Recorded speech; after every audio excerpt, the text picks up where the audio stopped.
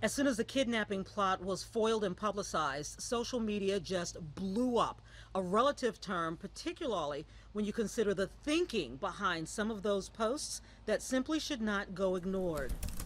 Whether it's Twitter, Facebook, Instagram, or even the person standing behind you at the grocery store, comments supporting the terrorist plot to kidnap and execute the governor of Michigan have popped up. They take to Facebook, they take to social media, and when they do that, they spread violence through their words. Suffice to say, when people say things like keep trying or look for a plan B, it is not the fact that people are willing to say and write those things publicly. It's that they think those things that makes it dangerous to everyone, according to terrorism and political violence expert Professor Peter Trumbore of Oakland University. I can't recall a time when we have had a president who seems to inspire citizens to violence against other American citizens. He has studied terrorism and violence, and he says there is a direct correlation to far-right terrorists and extremists and their ability to incite and carry out violence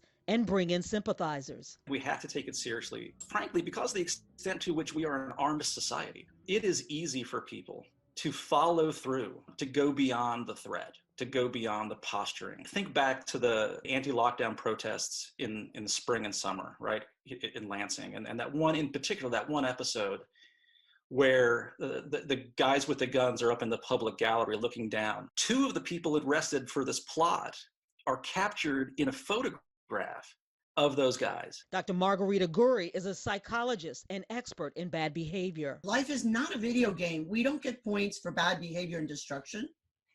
We don't. And I think people become keyboard warriors and they forget that smack talk at game time is so different than nasty, unkind tweets and other kind of very visible input that fuels rage, hate, bigotry, and violence. There's no excuse for that. You can tamp it down by making sure it's not welcome on your social media accounts.